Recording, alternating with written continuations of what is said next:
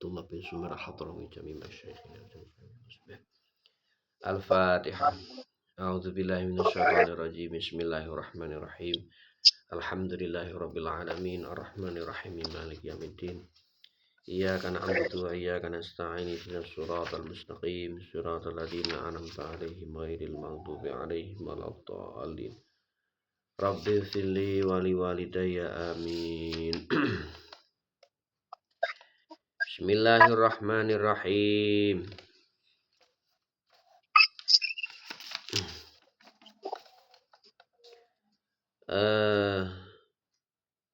Kemarin kita sudah sampai kepada Khairul muhtaromi sitatun tarikus sholah wazanil muhson wal murtad wal kafir harbi wal kalbul akur wal khinzir. Jadi ada golongan hewan atau manusia yang ghairu muhtarom. Ghairu muhtarom itu artinya adalah boleh untuk dieksekusi. Artinya kalau dari golongan hewan itu boleh untuk dibunuh. Kalau dari golongan manusia artinya orang tersebut itu sudah melakukan sesuatu yang secara hukum orang itu adalah mendapatkan hukuman eksekusi mati. Nah, ini ada beberapa tambahan, yaitu tentang di sini dikatakan yusanu qatul mu'dhiyat. Ini di kitab saya perlu disampaikan juga bahwa ada beberapa hewan yang kita itu disunahkan untuk membunuh hewan tersebut. Disunahkan untuk membunuh. Yaitu yusanu qatul mu'dhiyat allati tuzi bitab'iha. Kal fawasik al khamsi wa hiya allati kathura khobathuha wa idza'uha. Kita disunahkan untuk membunuh hewan yang secara tabiat itu memang hewan-hewan yang mengganggu manusia, mengganggu manusia. Kal fawasik al khamsi, seperti hewan 5 yang divonis fasek, hewan 5 yang divonis fasek oleh syariat Islam. Yaitu yang pertama adalah al-ghurab alladzi la yuqalu wa huwa alladzi ba'atsahu nabiyullah Nuh minas safinah liyatihi bi khabaril ardi fataraka amrohu wa aqbala ala jifah. Burung yang disebut dengan burung hurab. Hurab niku nek diterjemah menjadi hewan pemakan bangkai atau burung pemakan bangkai. Namanya hurab. Jadi sebentar.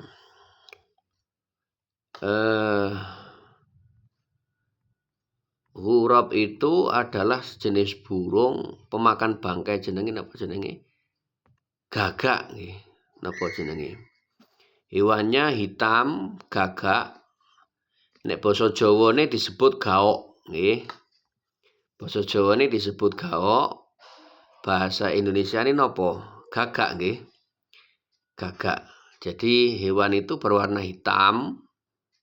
Burung itu berwarna hitam. Hitam legam. Hitam legam. Kemudian pemakan bangkai. Nah, itu disunahkan untuk dibunuh. Tapi ketika kita berhadapan dengan pelestarian lingkungan misalnya, karena hewan itu dianggap langka, karena hewan itu dianggap dilindungi dan sebagainya, ya maka kita jangan membunuh lah, kecuali memang posisinya hewan itu betul-betul menyakiti manusia. Wal hid'ah wal aqrab. Kemudian ada al-aqrab. Al-aqrab itu adalah kalajengking. Kita disunahkan untuk membunuh kalajengking karena memang kalajengking itu adalah termasuk hewan yang secara tabiatnya mengganggu manusia. Maka perlu kita untuk napa jenengane membasmi kalajengking, karena memang itu berbahaya sekali. Jadi jenengan kok misalnya kok melihat kalajengking, maka disunahkan jenengan untuk membunuh kalajengking. Kemudian di kitab disebut al-hid'ah. Ini jenis burung elang, sejenis burung elang yang makanannya adalah ayam, ayam. Jadi ya elang, nek cara teng mriki elang. Itu disunahkan untuk dibunuh karena itu termasuk hewan yang mengganggu manusia. Tetapi ya tadi saya sampaikan bahwa secara hukum asal itu memang disunahkan untuk kita membunuh hewan elang itu. Tetapi ketika hal tersebut bertabrakan dengan aturan, yaitu untuk pelestarian lingkungan, kemudian untuk melindungi hewan-hewan yang dilindungi, ya maka jangan dibunuh. Karena itu bertentangan dengan aturan-aturan pelestarian lingkungan hidup. Jadi secara syariat memang disunahkan. Cuma nanti juga syariat itu kita melihat latar belakang juga. Di sebuah daerah jika memang itu dilestarikan, ya kita tidak boleh. Kemudian wal fa'roh allati amadat ila hibali safinah sayyidina Nuh faqat'atha. Wa akhadat al-fatilah litahriqa al-bait aidan fa amara nabi biqatriha wal kalbul akur. Kemudian yang keempat adalah tikus. Jadi tikus itu kita disunahkan untuk membunuh tikus. Jadi membasmi tikus. Karena tikus itu adalah hewan yang menyakiti atau hewan yang mengganggu manusia. Karena dulu pernah ada cerita juga pada zaman Nabiullah Nuh alaihi salam, ketika Nabi Nuh dengan bahteranya Nabi Nuh ini, ketika bahtera ini berlayar di tengah laut, tikus tersebut mangani tali. Nek cara ngon dhewe yo nyacai tali, dicakoti tikus. Nah, akhirnya karena cerita itu, kemudian tikus itu disunahkan untuk dibunuh. Kemudian juga pernah terjadi ketika Rasulullah Shallallahu Alaihi Wasallam di rumah beliau di malam hari, niku tikus itu nyakot utawa nyeneng, bahasane menarik nek zaman biyen niku penerangan masih pakai alat sederhana. Nek cara ngono dhewe jenenge sentir. Jadi sentir niku enten apese. Nah, apese niku diceneng kali ditarik kali tikus. Akhirnya karena pada saat itu rumahnya sangat sederhana dan banyak hal-hal yang mudah terbakar. Hampir saja rumah Rasulullah itu terbakar karena tikus. Maka dari situlah juga termasuk tikus itu diharamkan karena mengganggu manusia. Selanjutnya, dan banyak sekali, termasuk salah satunya adalah cicak. Itu ada nas hadis yang menjelaskan tentang kita itu disunahkan untuk membunuh cicak. Warawa Muslim annaman qatal wazakh fi awwali durbatin kataballahu lahu mi'ata hasanah. Wa fi tsaniyati dunadzalik wa fi tsalitsati dunadzalik wa fihi haddun ala qatli. Diriwayatkan dalam hadis Muslim, barang siapa dia membunuh cicak fi awali dorbatin, dengan sekali pukul, maka kataballahu lahu mi'ata hasanah, Allah akan menulis 100 kebaikan bagi orang tersebut. Jadi sekali pukul. Artinya kita disunahkan membunuh tapi tidak boleh menyiksa. Jadi diusahakan sekali pukul mati, tidak boleh menyiksa. Tapi disunahkan untuk membunuh. Itu cicak, karena cicak itu hewan yang mengganggu. Pada saat Rasulullah masih hidup itu sudah diperintah Dan ternyata pada akhir-akhir ini ada penelitian bahwa cicak itu adalah pembawa bakteri. Cicak itu salah satu hewan yang membawa bakteri yang menjadikan manusia niku menjadi sakit dengan adanya bakteri niku, bakteri salmonella atau bakteri nopo niku. Jadi itulah alasan hikmah dibalik disunahkannya kita membunuh cicak. Sekali pukul akan mendapatkan 100 kebaikan. Kemudian dengan pukulan kedua, misalnya pukulan pertama mboten mati, kemudian pukulan kedua, maka dia akan mendapatkan pahala yang di bawah dari 100 itu, 100 kebaikan. Kemudian jika pukulan yang ketiga, jadi pertama, kedua tidak mematikan, yang ketiga mati, maka akan mendapatkan pahala di bawah yang dua tadi. Kemudian wal ba'ud, kita juga diperintahkan untuk membunuh nyamuk. Nyamuk disunahkan untuk dibunuh. Jadi intinya hewan-hewan yang merugikan manusia itu disunahkan untuk dibunuh. Artinya ada ilat, ada alasan. Ilat atau alasan itu adalah segala sesuatu yang mengganggu atau mengganggu manusia atau menyakiti manusia, maka itu kita disunahkan untuk membunuhnya. Dan masuk itu hewan-hewan yang nanti saya sebutkan. Nah, mungkin jenengan misalnya terganggu dengan semut misalnya, ya boleh semut itu jenengan bunuh, boleh, karena memang mengganggu.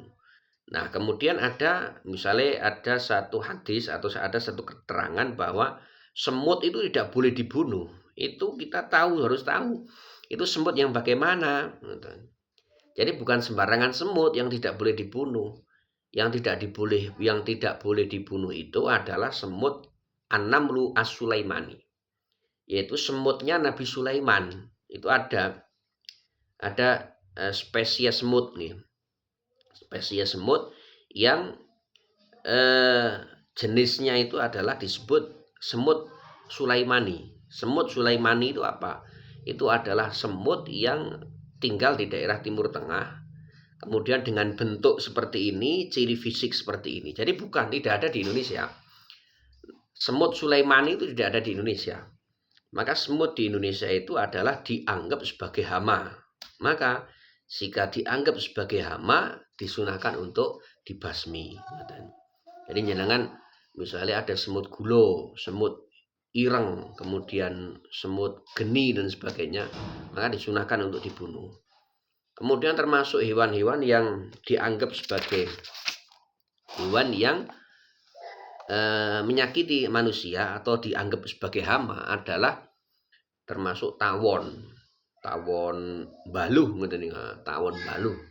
Nah, itu sunah untuk dibasmi tawon baluh misalnya. Atau misalnya contoh ular misalnya. Ular itu kan dianggap hama, ulat itu kan dianggap hama. Nah, maka disunahkan dibunuh dan seterusnya. Jangan bisa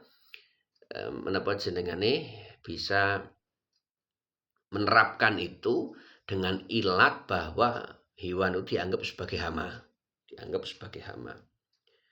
Faslun syurutut tayammumi asyaratun. Kita masuk kepada pembahasan tayamum lagi. Faslun utawi iki iku ana fasal swiji. Syurutut tayammumi, anapun utawi pira-pira syarat tayamum iku asyaratun 10. Rupane ayakuna yen to ana apa tayamum iku biturobin kelawan lebu. Jadi fasal membahas tentang syarat-syarat tayamum. Syarat tayamum itu ada 10. Yang pertama ayakuna biturobin. Yang pertama harus dengan debu. Jadi tidak boleh seseorang dia tayamum tidak pakai debu, tidak boleh.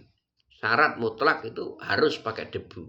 Nah, sekarang kita juga perlu mengetahui tentang definisi debu. debu itu perlu didefinisikan agar tidak salah paham kita tentang debu itu. Jadi debu itu adalah tanah, tanah lemah, lemah biasa nih, yang dikeringkan atau tanah yang kering kemudian menjadi debu. Nah itu disebut debu, itu definisinya debu. Jadi debu itu adalah tanah kering, tanah kering yang iso mabur nek kena angin, bisa terbang ketika kena angin. Dan itu namanya debu. Jadi selain itu bukan debu, Bleduk barang itu buatan debu. Bukan debu, bleduk itu bukan debu. Jadi napa jenengane? Perlu juga kita ketika tayamum, karena kita sudah mengetahui tentang definisi debu, itu perlu diperhatikan. Karena ketika orang bertayamum itu rata-rata memahami tayamum itu adalah tayamum dengan menggunakan tangan sing ditempelke tembok ngeten. Jadi pakainya tembok ngeten. Jadi napa jenengane tembok diosok-osok, nggih. Atau lemari kayu diosok-osok, kemudian dia tayamum. Itu salah. Jadi tayamum tidak seperti itu. Tayamum itu harus pakai debu. Dan debu tadi saya sampaikan bahwa debu itu adalah tanah yang kering. Maka pernah terjadi Basul Masail di Muktamar Jogja. Itu Muktamar Krapyak, itu pernah membahas tentang itu. Bahwa yang namanya tayamum, ketika orang itu bertayamum dengan menggunakan dinding-dinding pesawat, dinding-dinding pesawat, kemudian dinding-dinding rumah, kemudian dinding-dinding almari, itu tidak sah. Karena itu bukan debu. Jadi syaratnya harus pakai debu. Kalau pakai bedak bagaimana? Sah apa tidak? Tidak. Karena bedak bukan debu. Jadi syarat utama adalah pakai debu. Nah, terus bagaimana? Jadi begini. Ketika seseorang dia ingin tayamum, hendak tayamum, jika orang itu kok sehat, jadi dia tayamumnya itu karena tidak ada air, karena tidak ada air, maka dia berusaha sendiri. Dia berusaha sendiri mencari debu. Kemudian debu itu syaratnya debu yang suci, nggih. Debu itu kemudian dia bawa, misalnya mau dibawa ke rumah ya silahkan. Dia kemudian menggunakan tangan ini ditempelkan di debu. Jadi misalnya contoh ketika dia misalnya karena dia sehat tapi karena tidak ada air, maka debu itu diletakkan di nampan, misalnya di nampan, disuntak meriku. Kemudian di tangani ditempel kemudian setelah nempel di tangan ini kan kelihatan, debu itu kan kelihatan. Kemudian ditipiskan dengan cara ditiup, didamoni. Jadi agar supaya debu ini tidak terlalu tebal, ditipiskan dengan cara ditiup. Ampun dingeten-ngeten, tapi ditiup. Nah, itu caranya yang benar seperti itu. Jadi jangan salah paham tentang definisi debu. Nah, mungkin masyarakat kita pemahaman tentang tayamum itu kenapa kok pakainya tembok? Kenapa kok pakainya kayu-kayu di almari, tembok-tembok pesawat? Pemahamannya kok seperti itu bagaimana? Karena ini adalah pemahaman nun sewu orang-orang Muhammadiyah. Orang-orang Muhammadiyah itu mereka memahami tayamum itu caranya ngoten. Kalau NU tidak, karena kalau NU itu karena punya prinsip yaitu kita pakai kitab kuning atau pemahaman ulama-ulama Ahlus Sunnah wal Jamaah. Kalau orang-orang Muhammadiyah itu mereka menganggap bahwa debu itu bisa jadi adalah sesuatu yang menempel di tembok, sesuatu yang menempel di almari, sesuatu yang menempel di dinding pesawat, ngoten. Nah, maka kita tidak boleh mengikuti itu. Karena jenengane tidak berdasarkan terhadap pemahaman ulama Ahlus Sunnah wal Jamaah. Dan masyarakat kita dilalah, khususnya masyarakat Temanggung, itu memahaminya seperti itu karena biasanya ketika mereka sakit, Ketika mereka sakit kemudian digawa ting kalisat nggih, digawa kalisat niku biasanya ada tempelan stiker di dinding tentang kaifiyah tayamum ngoten. Kaifiyah tayamum. Niku kaifiyah tayamum yang ada di dinding itu pakainya adalah tembok. Jadi tangannya tempel-tempel ke tembok, tempel ke lemari ngoten. Nah, itu salah. Dan juga beberapa kadang ada biro-biro umroh, biro-biro haji, bimbingan umroh yang menjelaskan tata cara atau kaifiyah tayamum di pesawat. Kemudian mereka napa jenengane tayamumnya dengan cara tangannya ditempel ke dinding pesawat untuk mencari debu.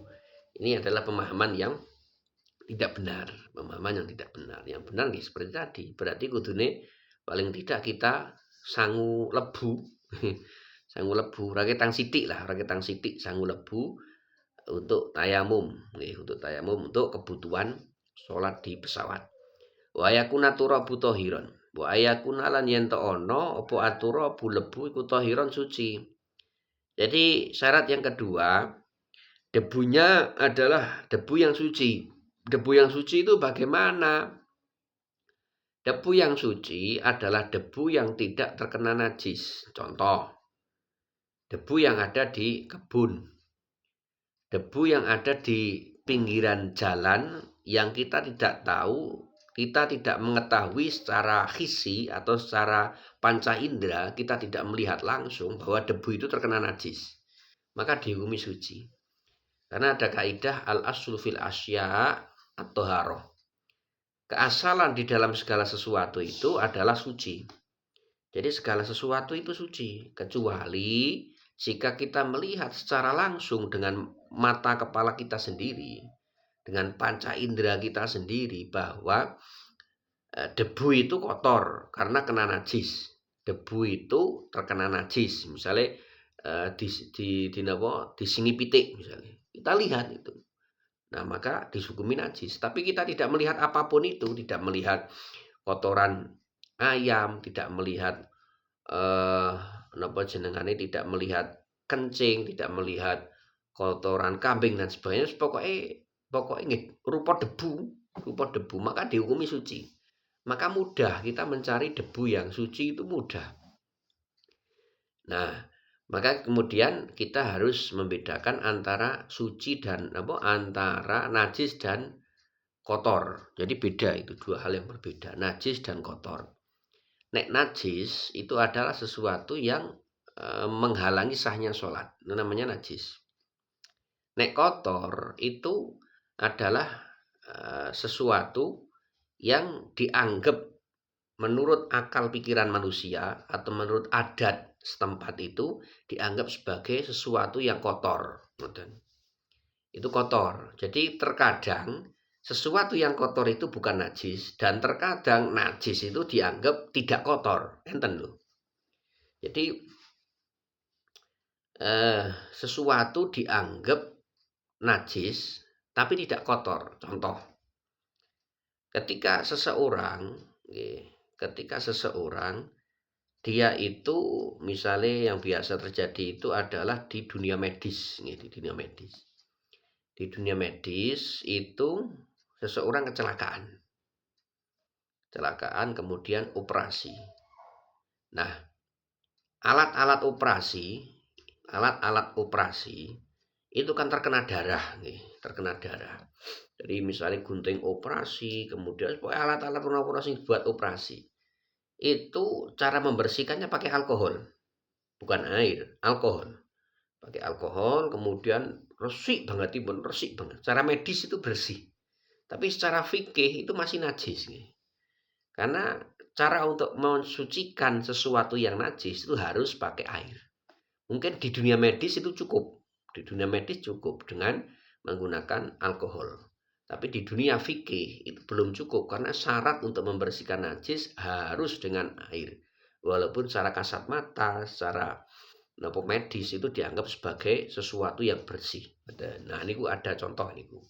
Sesuatu yang dianggap najis tapi tidak kotor. Kemudian lagi ada sesuatu yang dianggap kotor tapi tidak najis. Dianggap kotor tapi tidak najis. Yaitu apa? Debu. Debu. Utawa comberan. Comberan apa ya? Ora comberan nggih. Napa tanah yang terkena air. Jadi mangsa udan nggih. Mangsa udan niku lah lemahe teles. Ketika lemah teles niku nek kenang kathok utawa terkena sandal, terkena rok misalnya, itu kan kemudian dianggap kotor. Nah, itu bukan najis. Jadi, misalnya contoh kita sudah bersih lah, bar asar misalnya contoh, kita sudah mandi, lebar asar, dilala, kita itu berjalan melewati kebun, kemudian kepleset, tiba, terus tangannya kotor, bajunya kotor, tapi itu tidak najis, maka itu dianggap kotor tapi tidak najis. Jadi tanah itu dianggap kotor tapi tidak najis. Nah, termasuk debu itu. Debu itu dianggap kotor tapi tidak najis, dan itu adalah cara kita untuk bertayamum itu menggunakan debu itu, debu kering tapi nggih. Wa yakuna lan yen to ana apa aturab iku wa alla yakuna lan yen to ora ana apa aturab iku mustakmal. Jadi syarat yang ketiga, debu itu bukan debu yang mustakmal. Debu mustakmal itu bagaimana? Yaitu debu yang belum pernah digunakan untuk bersuci. Jadi gampang. Jadi debu yang pernah digunakan untuk bersuci itu kan sangat sedikit. Maka artinya debu yang pernah kita buat bersuci, misalnya untuk tayamum, itu harus dibuang.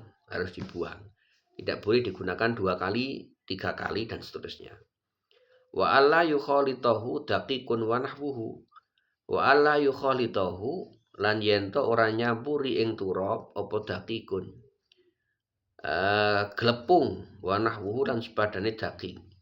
Kemudian yang keempat, debunya ini tidak tercampur dengan hal-hal yang lain. Jadi misalnya contoh debu itu tercampur dengan bedak, maka tidak boleh digunakan tayamum. Karena debunya sudah tercampur dengan bedak. Debu sudah tercampur dengan tepung.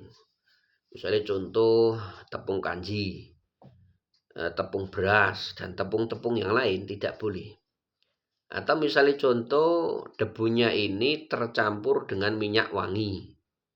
Jadi tanah misalnya, tanahnya tercampur dengan minyak wangi, kemudian dikeringkan menjadi debu, dan debunya menjadi wangi, maka tidak boleh untuk tayamum. Jadi betul-betul harus debu yang murni, tidak tercampur atau tidak terkontaminasi dengan apapun. Wa ayak sidahu lan yen to nejo sapa wong ing turab. Kemudian syarat yang kelima, yaitu dia harus menyengaja. Jadi ketika tayamum, dia mengambil debu itu menyengaja, bukan ora sengaja tangane niku ngemek lemah kemudian langsung digunakan untuk tayamum. Tidak seperti itu, tapi harus menyengaja. Dia memang betul-betul tangannya itu digerakkan untuk mengambil debu. Atau kalau tidak tangannya digerakkan, seseorang tersebut di dalam hati dia sudah punya kerentek, punya niat ingin tayamum. Kemudian misalnya karena dia tidak bisa tayamum, ditayamumi oleh orang lain. Boleh, asalkan dia di dalam hati sudah ada niatan. Kemudian wa ayam saha wajahu wa yadaihi bidorbataini. Wa ayam sahalan yen to ngusap sapa wong wajahu ing wajahi wong wa yadaihi lan tangan lorone wong bidorbataini kelawan 2 pukulan. Artinya syarat yang ke-6, dia ketika bertayamum, itu kan tayamum itu cukup dengan mengusap wajah dan mengusap tangan, kedua tangan. Mengusap wajah dan mengusap kedua tangan. Cuma itu tok 2. Nah, tetapi ada syarat. yaitu debu yang dia gunakan, okay, jadi begini tangannya begini, kemudian dia mengambil debu. Nah, di dalam satu kali dia mengambil debu ini hanya untuk mengusap wajah, hanya untuk mengusap wajah, selesai. Setelah itu dia tangan ini juga wajib untuk mengambil debu kembali untuk mengusap kedua tangan. Jadi tidak boleh sekali tangannya itu sekali mengambil debu kemudian untuk wajah dan kedua tangan, tidak boleh. Jadi harus 2 kali. 1 kali untuk wajah, 1 kali untuk kedua tangan. Itu aturan atau syarat yang keenam. Wa ayuzilan najasata awalan. Kemudian yang nomor 7, wa ayuzila lan yen to ngilangi sapa wong an najasata ing najis awalan ing dalam kawitane. Jadi yang ketujuh dia itu menghilangkan najis, menghilangkan najis sebelum dia tayamum. Jadi apabila orang dia ingin tayamum, kemudian dia masih mempunyai najis yang nempel di tubuhnya, maka tayamumnya tidak sah. Sebagai contoh begini, ada orang dia sakit, kemudian dia tidak boleh oleh dokter itu tidak boleh terkena air. Kemudian dia tayamum. Tetapi di sisi lain dia itu juga pasang kateter. Jadi kateter itu alat bantu untuk pipis, alat bantu untuk pipis yang nempel di tubuh. Otomatis kan najisnya itu nempel di situ. Maka wudunya tayamumnya dianggap tidak sah, secara syariat tidak sah. Walaupun dia tayamumnya sudah sempurna, tetapi di dalam tubuhnya masih ada najis, maka tayamumnya dianggap tidak sah. Kenapa demikian? Karena tayamum dianggap sebagai at-thaharah ad-dhaifah. Tayamum dianggap sebagai sesuci atau bersuci yang lemah, tidak seperti wudu. Nek wudu itu ketika ada seseorang begini, dia pipis. Nah, setelah pipis dia tidak cewok, artinya dia tidak bersuci. Wis pipis terus ora cawe. Kemudian dia wudunya sempurna, maka wudunya sah. Tapi tidak demikian dengan tayamum. Ono wong piyambake pipis ora cawe. Kemudian dia tayamum, sempurna tayamumnya tidak dianggap sah karena dia di dalam tubuhnya masih ada najis yang harus dia hilangkan. Jadi syaratnya adalah dengan cara menghilangkan najis terlebih dahulu. Ini syarat yang keberapa ini? Yang ketujuh. Kemudian wa ayat zitahida fil qiblati qablahu. Wa ayat zitahida lan yen to nemen-nemeni sapa wong fil qiblati ing dalem kiblat qablahu ing dalem sadurunge tayamum. Syarat yang ke-8, dia harus mencari kiblat terlebih dahulu sebelum dia tayamum. Jadi beda dengan wudu. Nek tayamum dia harus tahu dulu ini kiblatnya mana. Nah, sekarang itu sudah gampang gitu.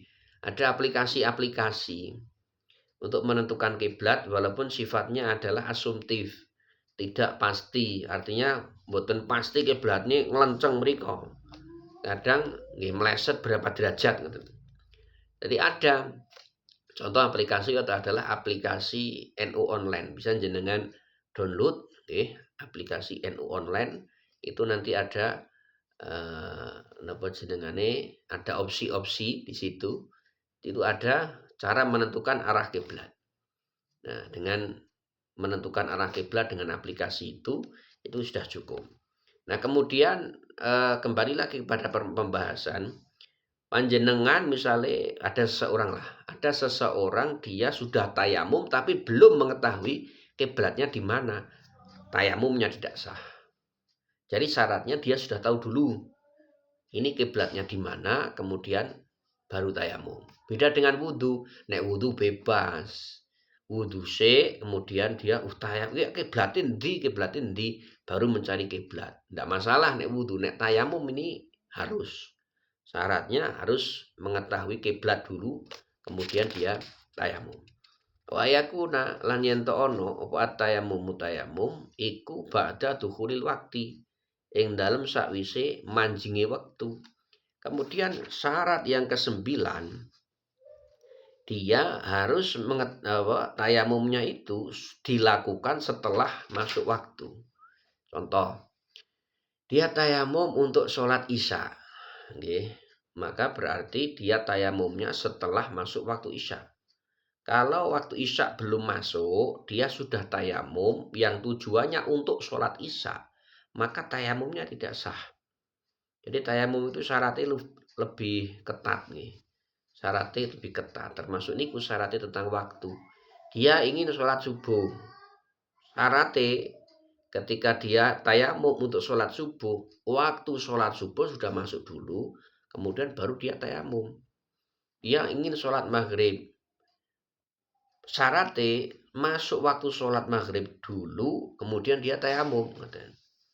Ya, syarat yang terakhir, wa ayatayammama, lan yen to tayamum sapa wong likuli fardin malang saben-saben fardu. Tayamum nggih beda dengan wudu. Kalau tayamum itu 1 kali tayamum hanya untuk 1 kali sholat fardu. Jadi kuota tayamum itu hanya untuk 1 kali sholat fardu. 1 kali tok sholat fardu.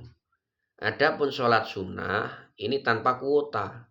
Artinya 1 kali tayamum itu hanya bisa untuk 1 sholat fardu dan bisa digunakan untuk sholat sunnah tanpa batas. Jadi misalnya seseorang dia tayamum untuk sholat isya. Dia tayamum untuk sholat isya, sudah sholat isya, kemudian dia sholat ba'diyah isya, kemudian traweh 20 rakaat, witir 3 rakaat. Kemudian dia juga melakukan sholat hajat, sholat tobat dan sebagainya. Terserah, boleh. Asalkan itu 1 kali tayamum hanya untuk 1 kali sholat fardu. Beda dengan wudu. Kalau wudu tidak ada batas. Jadi misalnya ono wong piyambake wudu kok betah 3 hari 3 malam dia itu ngelanggengke wudu dengan wudu 3 hari yang lalu, ya sah-sah saja asalkan dia wudunya mboten batal. Jadi wudu itu dianggap sebagai at-thaharah al-qawiyah, tetapi at-tayammum huwa at-thaharah ad-dhaifah. Kalau wudu dianggap sebagai toharoh yang kuat, karena seperti tadi 1 toharoh 1 kali bersuci bisa untuk sholat fardu macam-macam, sholat sunnah macam-macam, nek wudu. Tapi nek tayamum tidak. Tayamum hanya untuk 1 kali sholat fardu, nek sholat sunnah bebas. Jadi bedanya sholat fardu tok. Itu tentang tayamum. Itu tentang tayamum. Insyaallah pertemuan berikutnya kita akan membahas tentang kaifiyah atau tata cara kita untuk bertayamum. Jadi tayamum itu walaupun kita di dalam melakukan tayamum itu kita itu tidak setiap hari, dan semoga jangan tayamum, semoga jangan tayamum. Tetapi kita harus mempelajari tentang tayamum karena itu adalah merupakan ajaran-ajaran syariat di mana terkadang kita butuh. Ya terkadang bukan kita yang tayamum, itu bukan kita. Tapi terkadang tetangga kita, kemudian teman kita, terkadang family, atau terkadang bukan siapa-siapa.